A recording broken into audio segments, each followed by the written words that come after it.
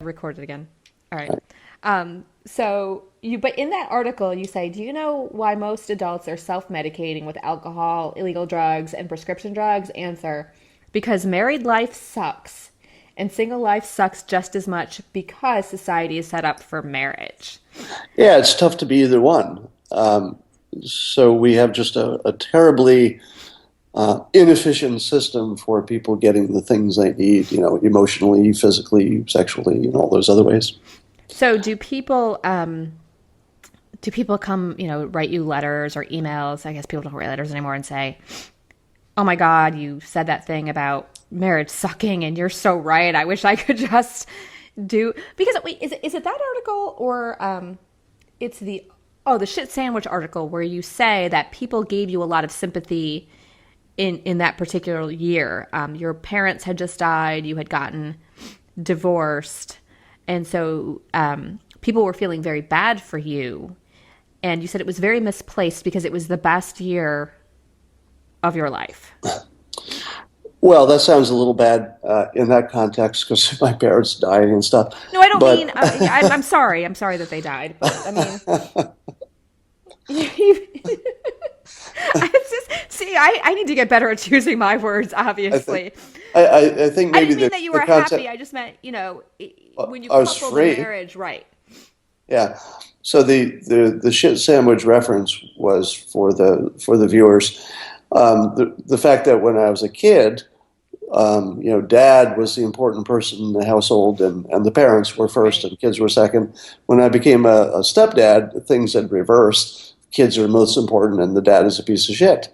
Right. Um, and so, Dad gets a big piece of chicken, to quote Chris Rock back then. yeah, so I was simultaneously taking care of elderly parents from a distance. My sister was doing the hard parts, um, and stepkids. I was like, when did I get my turn? And it turns out my turn was when my parents died and I got divorced. And I'm in the middle of my turn right now. It's pretty good. I like it. Right, you said the Tuesday mornings would make you cry. So I want to know what those Tuesday mornings are like. What do you do? I saw your coffee maker yesterday. Well, that's a random date I Well, of picked. course. No, The, I want to know only about Tuesday. Only uh, about today. Well, today you get to talk to me. So that was well, I mean, I'll just give you an example. Today I've my startup folks are coming over. I love that. See them. We've got a product coming out. We'll talk more about that later. mm-hmm. Um, and I've got social things lined up, and then I'll go if I have time. We'll go to the gym. I woke up in a mansion, literally. I Um, read you're worth $75 million. well, you read many things online that you should not believe everything you read. How in the world would anybody know how much I I'm don't worth? know. I'm just telling you, it said richest celebrities, and then it gets a list. And I do that Google research thing that you do too. Well, keep in mind that estimates like that don't account for what you've given away, donated, Right. spent, given to exes. It How doesn't many include exes do you have? One or two or three or one marriage, but one marriage? one long term ex before that. Um, and they also don't know what I've invested in. Right. I mean, if my startup's worth $1 billion, pretty sure that's not in the numbers. It's probably not worth $1 billion yet, but give me a year. Are you going to run for president?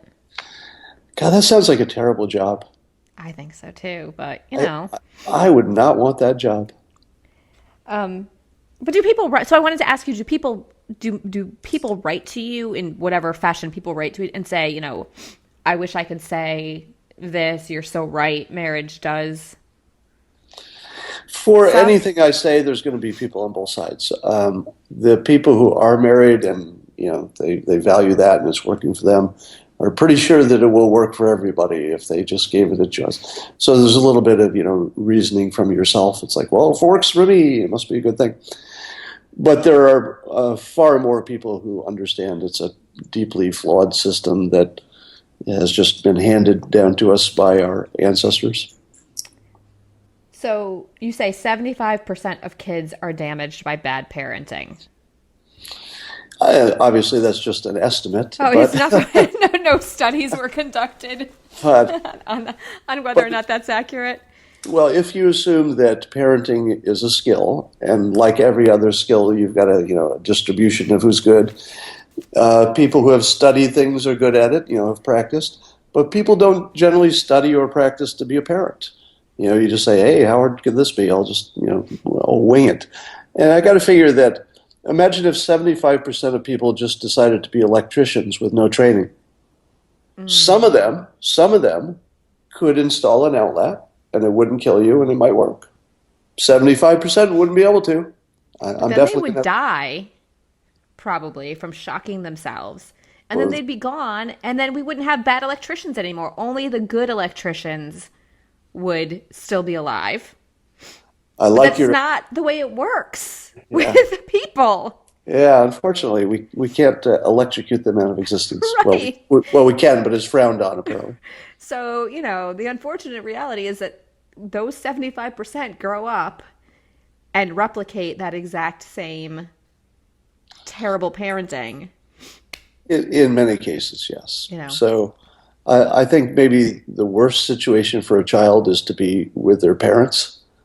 Um, Wow. Ouch. well, if you think about it, Because the I mean, I might agree with you. Where do you think I should send my kids this afternoon? I'm more than happy. yeah, I mean, right now there's no alternative. So the people who complain about, there's it's still the best system, and I never said it wasn't. I'm just saying that our best system is awful, and that probably with a Polygamy? little effort, I think polygamy works for some people. Polyamory, where I live, so I'm in California. I know lots of folks who are polyamorous, and it's their permanent long-term situation, and they frickin' love it, but they don't talk about it, except to people like me, they know they can. So it's fairly widespread. Even a lot of marriages are really polyamorous. They just don't advertise it. Um, you said in the shit sandwich generation in 2014, you said people preferred the flaw. I can't read my handwriting. I'm sorry. Maybe I should start typing this stuff up. People preferred the flawed and honest version of me over my more managed personality. I did not see that coming. What So, was it? What was the context of that? well, you started, I think you started socially interacting, right? You had the ability to go out and meet people and Oh, that was in the context of setting expectations, correct, yes. right? Because you have So three rules, right? You had established new rules for this sort of blank slate that you had. I'm going to give you an interviewing tip. Please. Never ask an author who has written a billion pages what his three tips were from that one, because there's no fucking way I'm going to remember it. Well, you So, remembered the third one. uh, what were we talking about? You remembered the third one. I just use it's 33%. That's not bad. Setting expectations. Yeah. So here's the thing about expectations. Stress is the difference between what you want or expect to happen and then what you're actually experiencing. So you can fix that two ways. Either fix what's really happening, which is often hard because you can't change everything in the world just to be the way you like. But you can definitely change your expectations. And if you adjust them, you get rid of the stress because you say, oh, yeah, that's what people can give me. They can't give me this. They can only give me this. And if your expectations are right, you can live with it. So I don't expect people to be monogamous, for example. I mean, not all the time, even if they say they will, because people are flawed. So if you go into a situation saying, I expect this person to be monogamous forever, and then you're disappointed, you're stressed, you break up, the world is ending. But if you go into it saying, well, people might try, but they're flawed, and something happens, you could say, well, sort of what I expected. Yeah. Right. So, I mean, that's a bad example because monogamy has lots of emotional baggage to it. But in general, if you expect people to perform as regular flawed humans, and then they do, you're living in your comfort zone. Well, I think in that article, you actually, and I'll tell you what you said. You can correct me if I take it out of context again. Please Um, do. you said that people want to give, they just don't want to be told what to give, right? I mean, that was People are givers by nature, right. but they're selfish givers in the sense that they're doing it for internal reasons, because we're all ultimately selfish, even if we're giving. So they want to choose how they give. Yeah. And so when you talked to people about not wanting to get married, I think that's the context in which that particular quote that I read earlier came out of. And I had to read between the lines because you're not explicit, but I'm assuming when you told them, look, I'm not looking to get married again. I don't believe in it. I think it's not for me. I think it's bad for society. You were expecting them to go, I'm not interested in you. And you were probably surprised when many people were like, yeah, you know what? That's cool. Thank you for telling me, even if they didn't agree, or maybe even you found out that they did agree. So one of the fascinating things about the psychology of people is that we put a lot of value on consistency and predictability. So what people don't want is for you to say, yes, I'll marry you, I'll be faithful the rest of your life, and then you don't. Right. But if you come in and say, look, here's what I am, here are my flaws, I guarantee these flaws are going to happen to you, whatever it is. I'm late, or I say cruel things once in a while, and then you do those things. You still have to apologize, but nobody's going to leave you for it, because that was the deal. You Right. They came knew what they into were it. getting into it. They signed up for it. Yeah, it's full disclosure. Right. Right. So are you dating anyone right now? I don't comment on my personal life. Just that you don't believe in marriage or monogamy, but other than that, I'm not on the marriage track. right. So I wanted to talk about your childhood, because you grew up, or you were born in and grew up in a town called Windham, New York, and that's in upstate New York, right? Correct. Because that's where I'm from. What part? I went to high school in Amsterdam, New York. I went to Union College, Okay. so the capital region. And one of my friends said, "Ask him why he hates Albany." I'm like, I don't think he hates Albany, but maybe he just hates Greene County. Yeah, I don't hate Albany or upstate New York. It just wasn't for me. So it didn't have the excitement and opportunity I wanted. And the weather was terrible. And You got caught in the snow one day, right? yeah, that's why I'm in California. I thought I was going to die in a snowstorm when my car broke down in the middle of nowhere. But a car finally came by and picked me up, and I lived and promised I would sell my car for a one-way ticket to California and never see a snowflake as long as I live. And a few months later, I did. I sold it to my sister for a plane ticket. And you went to California, and the rest is history. Never saw a snowflake since. You haven't been back? Not when it snowed. No, not in the winter. Not in the winter. Not in the winter. And you say that you went to a high school and you had, was it 40 something people in your graduating class? Yeah, roughly. So did Yes. I. 46 people in my graduating class. Wow. Yeah. And your guidance counselor said those are the books over there for college, and you applied to one college? I applied to two, but one of them I applied too late. Cornell. Cornell, yeah. So I didn't get into Cornell. Um, I think they put me on a waiting list or something, but I didn't want to wait around at home, so I went to Hartwick College in Oneonta, New York. I'm very familiar with the location. I applied to one college also, Union. In those days, that seemed like a good plan. I think I'll apply to one college. Right. Also 30 minutes from my home. Yep, same with mine. Easy to drive. Yeah.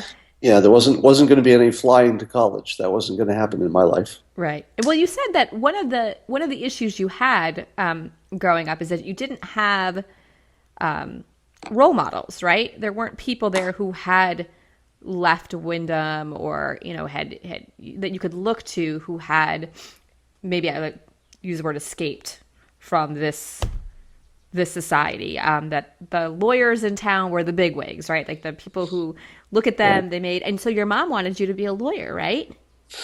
Yeah, she looked around, and the lawyers were the ones that made the money, and they got to wear neckties. And Look at. I mean, she wasn't wrong. she wasn't wrong. So for a long time, I thought that was going to be my path. When I was little, I wanted to be a cartoonist. But by the time I was 11 or so, I thought, well, there aren't many cartoonists in the world. The odds are really bad, and so I decided to do what I thought was a better odds and try to be a lawyer, but I didn't get very far. Well, it seemed to me that just from reading a lot of your writing, and you're more interested in the entrepreneurial aspect of things, not so much the law, right? Yeah, the law is boring. I don't want to look at a bunch of contracts all day, that sort of thing. But the entrepreneurial world is always exciting to me because I'm fascinated by business models. It's just another form of creativity, I guess. If you can put together a form of a business that never existed before, the startup I mentioned that I'll tell you more about later or another time.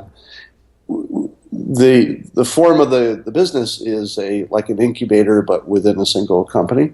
And I've never seen that quite done before. In other words, we'll be creating lots of products within a narrow silo of field to lower our risk. So that's exciting to me because it's a business model that doesn't exist until we did it. Or if it does exist, I don't know who else is doing it. And that sort of thing just excites me. So I want to talk about this business model. So you have a company that you formed. I'm a co-founder. Okay. So let's just call it, Dill Guy Inc., right? Okay. And within that company, you're going to have, is it just separate R&D or separate incubators, or are they going to be individuals who are contracted, or are they going to work for Dill Guy Inc., or how does that work? Well, it's a startup with it's an entity in itself that I've funded up till now, and it's in the field of scheduling and time, and we'll have a lot of different features within that. What we don't know is which features will appeal to which groups right away, but we'll expose a lot of people to a lot of things we can do, and as we discover which ones they like, we'll put more effort into that. So what other projects are you working on? This Donald Trump thing has really kept me busy lately. Yeah, I've been What's doing going to a lot happen if he loses? Then what? I'll find something else to do, but by then I think I'm going to be so burned out on writing about this stuff that I'll be happy.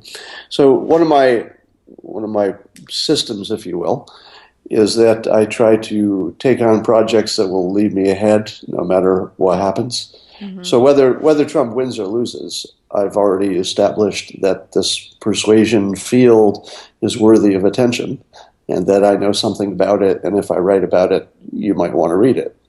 So I'm going to come out ahead. It seems like cheating. It's such a hugely unfair advantage, and I agree with you that it's a superpower. I mean, that's definitely, it just feels very like we should all learn how to do that but then what happens if we all know how to do it? We're just doing it to each other and nobody ever gets anywhere, or do we actually move forward? Well, we're all trying to influence each other all the time anyway.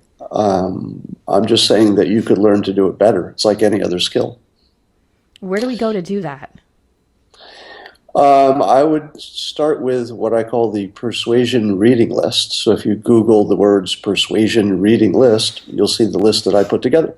That's books that you probably want to be familiar with to at least understand persuasion.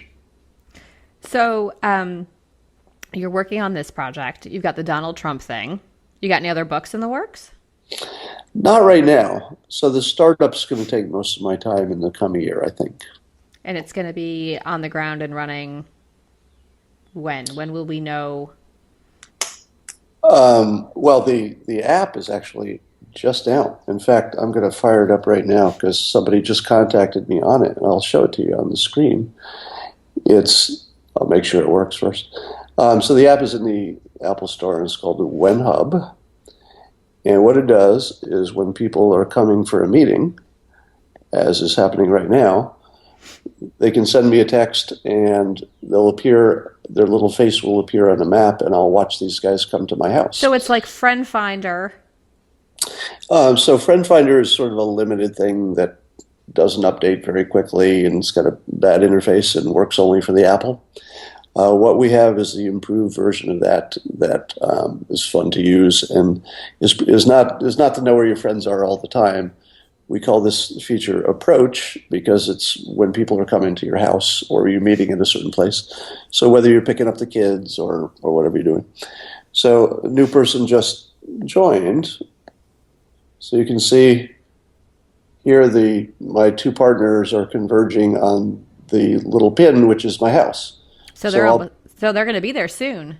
Yeah, right. So I've told them to wait until we're done, so they won't knock on the door. I just have a couple more things. Right. But isn't that cool? It's fantastic. I know exactly when they're coming, so I know what to do. When to put your pants on. Yeah. And if I want to talk to them, I just tap their face and I can text them or call them just from their face. So this would be for any service person who wants to, meet a client at a certain time and you're wondering when they show up, or picking up the kids at school and where are they, and meet at the restaurant, and how do you get 5 people to all show up at the same place? That sort of thing. Without the massive group texts that go, Right. on and on and on, and the dinging and the constant. Right.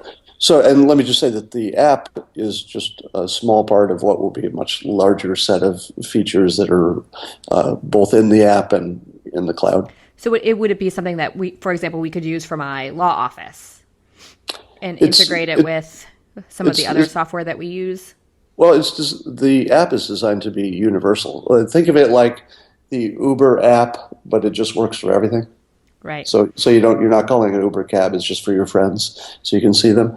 And we'll have the Android version pretty soon. Right now, if you don't have Apple, it'll go to the browser on your phone, so you can at least play along, but it isn't quite the same experience. So I wanted to I tweeted at you the other day that we would talk about imposter syndrome. Okay. And it's my favorite blog post. It was written by an attorney in Houston named Mark Bennett, and I hadn't heard of it. So let me just tell you what I find fascinating about your writing. And being relatively new to your writing, not being new to Dilbert, of course, but being new to the person behind. I mean, my brother asked me, he's like, can you ask him if it's weird always just being the Dilbert guy? Like, like you're the Dilbert guy. I mean, to kind of get away from that? Well, it's weird isn't exactly the word. It's sort of a curse that no one minds. Right. So I have somebody knocking on my door. I heard that. I had an interview yesterday with Brian Cuban, who's Mark Cuban's brother, and he had someone knocking on his door. And he had contractors actually come in the middle. Do you want to get it? No, I can text them on my app. Okay. Tell them. I did tell them that I'd be on the call, so I think they know I'm just finishing up. Okay. So your writing, it to me anyway, and I'm a Muslim girl from Afghanistan, it felt that you were speaking to me. It was all of this stuff that I have thought and felt and sometimes said, but it's validated, right? And then you start to think, oh my God, there's somebody else out there who feels the same way. Like, this is a real thing. So that's how I felt about the imposter syndrome the first time I had heard about it. It was, and I'm sure you're familiar with. Just the feeling that you're an imposter all the time? Right, you're an imposter, and that most of what happens to you, if you're good, right, if you're successful, is because of luck. So what you do, what's actually happening is to outrun the bad luck catching up with you, is you work harder. You work harder, you try harder, you read more, you get better at so that nobody finds out that you're actually an imposter. And I know you write a lot about luck and timing, and a lot of your work is also very self-effacing. And so I wondered if you'd ever experienced or had read about the imposter syndrome and how that might have incorporated, because for me, it felt very real. I thought, okay, that's exactly what's happening. And I found a lot of what you said about yourself to kind of fit into that. Well, we're all imposters, and we're all relying on luck for anything to work. Because even the things that have not worked in my life, usually it was because of bad luck. And certainly the things that did work were definitely good luck. Now, I managed that system. So why are you lucky and other people aren't? Well, I was going to say I manage that system by doing so many things that have the following quality. If they don't work, I don't die. and it's recoverable. If they do work, there's no cap on the upside. It can be as good as it can be. So Dilbert is one example. So I've failed, I think, over 30 times. I made a list of the business things I've tried that didn't work. Most of them died early, but I've had restaurants that didn't work, etc. So I can no longer keep the barbarians at the gate. They're on both doors now. Well, So I'm going to have to thank go. you so much, Scott. This is fantastic. I appreciate your time. All right. Thank you. And I'll speak to you soon, hopefully. Okay. Okay. Bye-bye. Bye bye.